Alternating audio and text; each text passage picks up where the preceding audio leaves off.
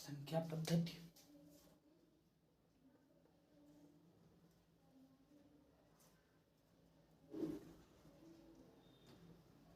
संख्या पद्धति क्या होती है?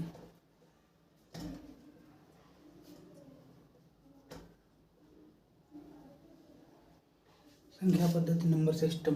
नंबर सिस्टम क्या होता है?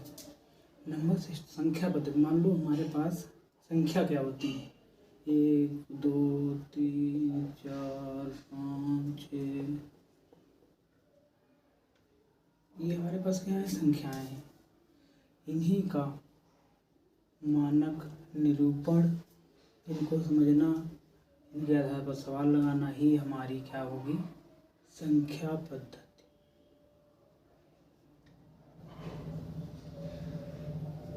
संख्या पद्धति होगी। संख्या पद्धति में क्या होगा? जैसे संख्याओं का प्रकार,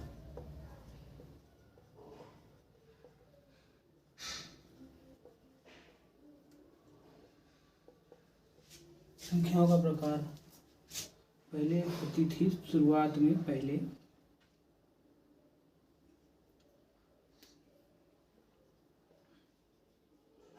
प्राकृत संख्या। वे संख्याएं जो शून्य से शुरुआत ना हो, प्राकृत संख्या कहलाती हैं। जैसे 1 2 3 4 5 और अनंत तक जाती है। जो शून्य से के बाद जो जिनकी शुरुआत 1 से होती है उन्हें हम क्या कहते हैं? प्राकृत संख्याएं कहते हैं। ऐसे ही पूर्ण संख्याएं।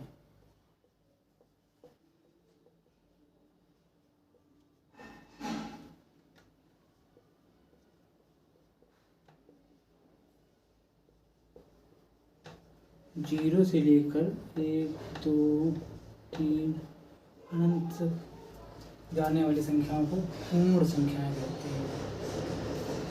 ठीक। अच्छा, इसके बाद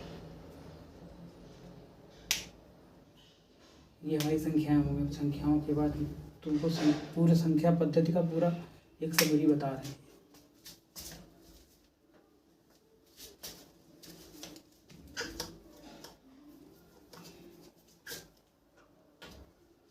जैसे मान लो हमारे पास ये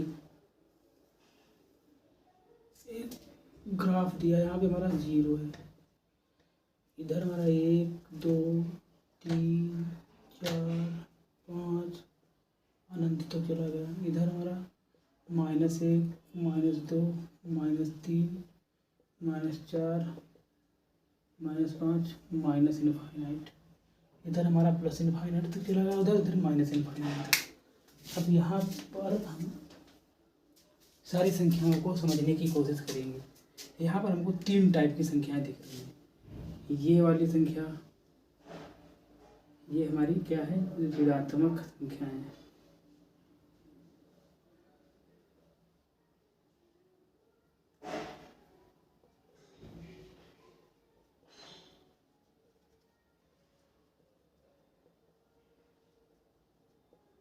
नेगेटिव नंबर्स, वो इस सिंबल से डिनोट करते हैं। ये हमारी हो गई शून्य संख्या, 0 नंबर, शून्य संख्या।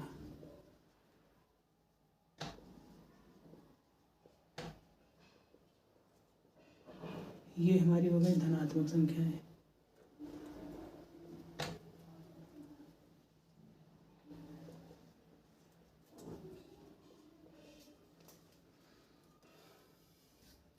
अच्छा, ये 3 प्रकार की संख्याएं हो गई। कौन कौन?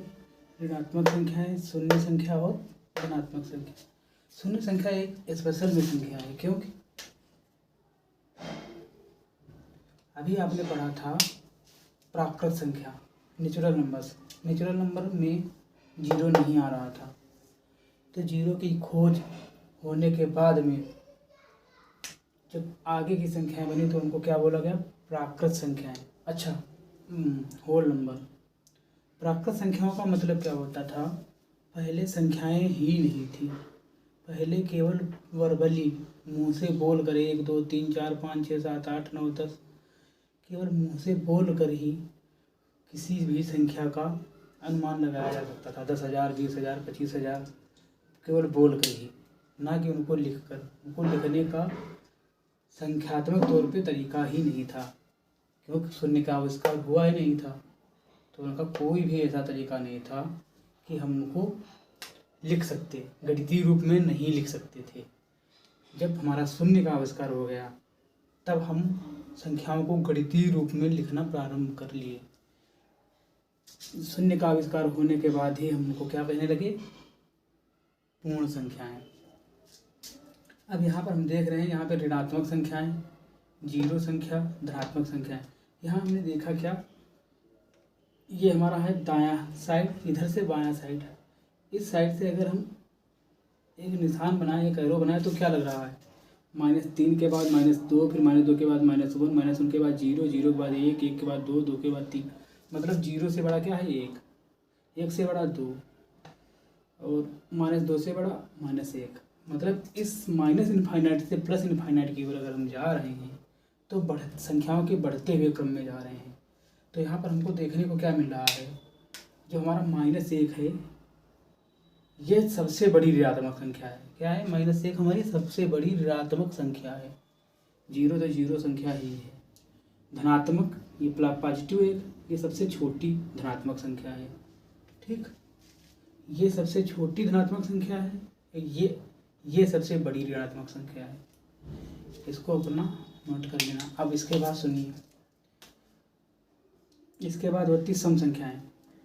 सम संख्याएं जो 2 से विभाजित हो, 2, 4, 6, ये होती क्या, सम। सम मतलब इवन नंबर। इवन नंबर विषम संख्याएं, ऑड नंबर, जो 1, 3, 5, ये हमारे क्या कहेगा, ऑड नंबर। जो 1, 3, 5 जो विषम संख्याएं, इनको विषम संख्याएं बोलते हैं। सम संख्याएं वो होती है जो 2 से विभाज्य होती, जो 2 को छोड़ के सारी संख्याएं क्या कही जाएंगी, ऑड नंबर, मतलब विषम संख्या। अब यहाँ पर ये सम हो गया, विषम हो गया, धनात्मक संख्या हो गई, ऋणात्मक संख्या हो गई, शून्य संख्या हो गया। अब इसके बाद अगर यहाँ पर देखा जाए -4 क्या है, ऋणात्मक सम संख्या है। -3 ऋणात्मक मतलब निगेटिव ऑड नंबर, ऋणात्मक विषम संख्या है। अब इसी तरीके से देखा जाए, एक संख्या आती है अभाज्य संख्या।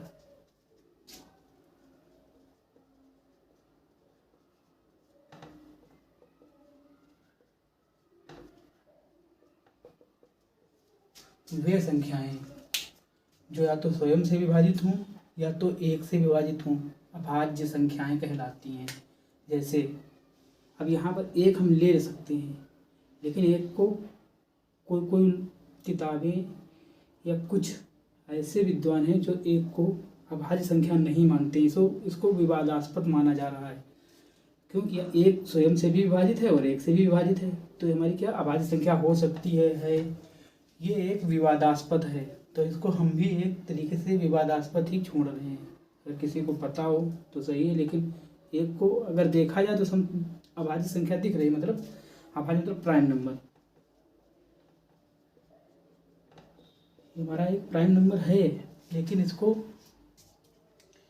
कुछ तरीके से, कुछ विशुद्धियों के कारण इसको पूर्ण रूप से कोई मानता है और कोई नहीं मानता है। इसके बाद अगर हमने 2 देखा, 2 को देखो, 2 स्वयं से विभाजित, 2 से विभाजित है, और 1, 2 1 कम 2, 1 दूना 2, तो ये भी हमारी क्या हो गई, अभाज्य संख्या हो गई। 3 को देखा जाए, 3 से भी विभाजित है और 1 से भी विभाजित है, तो 3 भी हमारी क्या हो गई, अभाज्य संख्या हो गई।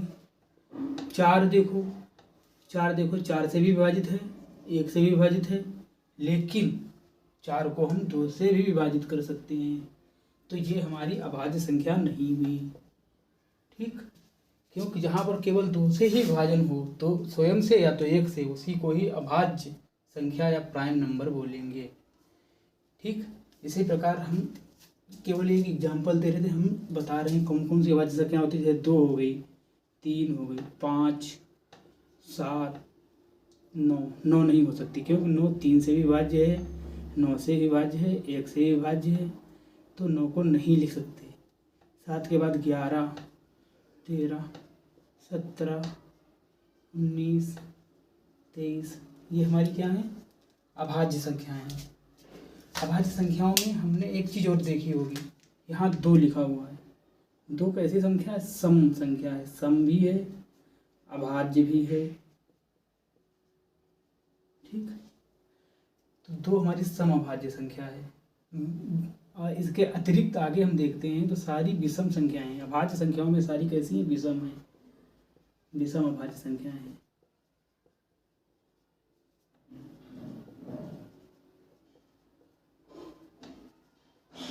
अतः इस प्रकार हम देखें तो हमें एक निष्कर्ष निकल के आ रहा है कि 2 जो कि एक सम अभाज्य नंबर है, इवन प्राइम नंबर, इसके अतिरिक्त सारी ऑड प्राइम नंबर, सारी प्राइम नंबर्स क्या होती हैं? ऑड होती हैं, चाहे वो निगेटिव में हो या पॉजिटिव में, चाहे वो धनात्मक बोली जाए चाहे ऋणात्मक बोली जाए। सारी विषम संख्याएं अभाज्य जो होगी वो विषम ही होंगी, केवल 2 को छोड़ के। 2 के अतिरिक्त सारी विषम संख्याएं या सारी अभाज्य संख्याएं विषम ही होंगी। विषम संख्याएं अभाज्य नहीं होंगी, लेकिन सारी अभाज्य संख्याएं क्या होंगी? विषम ही होंगी। अब इसके बाद आता है हमारा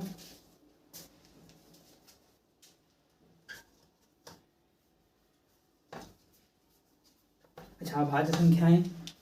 अभाज्य संख्याएं जो 2 से विभाजित हो या स्वयं से विभाजित हो, अभाज्य संख्याएं हो गई। और भाज्य संख्याएं जो स्वयं से विभाजित हों या किसी और से विभाजित हो सकते हों, उनको क्या कहेंगे? भाज्य संख्याएं। इन्हें हम भाज्य संख्याएं बोलेंगे। ठीक, अब इसके बाद आता है परिमेय संख्याएं।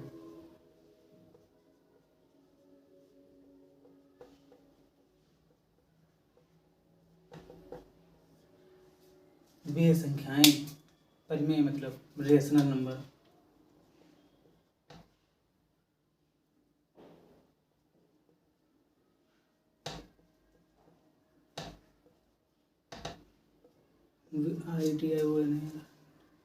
वे संख्याएं जिनको P/Q के रूप में प्रदर्शित कर सकते हैं, जहां पर Q 0 न हो, ऐसी संख्याओं को परिमेय संख्याएं बोलते हैं। जैसे हमने लिखा 5, हमने लिखा -1, हमने लिखा 0.3, इन संख्याओं को हम P/Q के रूप में लिख सकते हैं। कैसे? जैसे 5 को हमको लिखना है, 5 को लिखना है, इसको क्या लिख सकते हैं? 10/2। ठीक, यहाँ पर 2 देखो 0 के बराबर नहीं है। -1 को लिखना है क्या? -8/8, -8 हो गया, 8 × 8, तो 8 हमारा क्या? 0 के बराबर नहीं है। -0.3 को हम क्या लिख सकते हैं?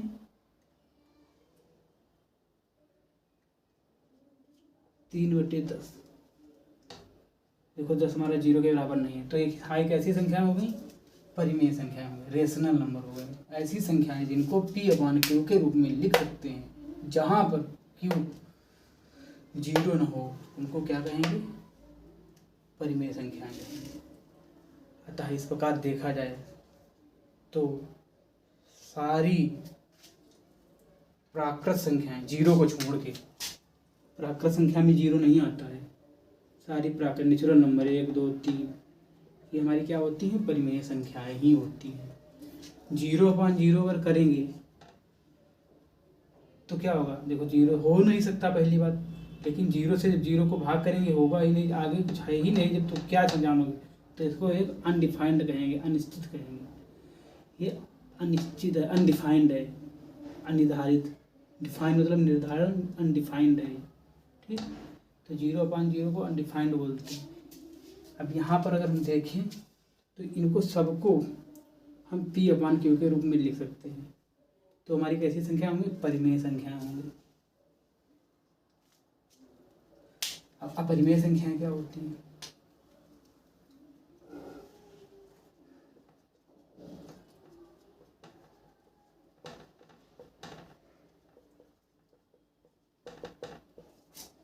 इनरेथ नंबर।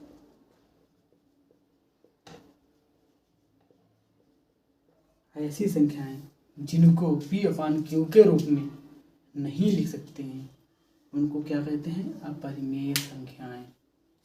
जैसे पाई, e, √2, √3,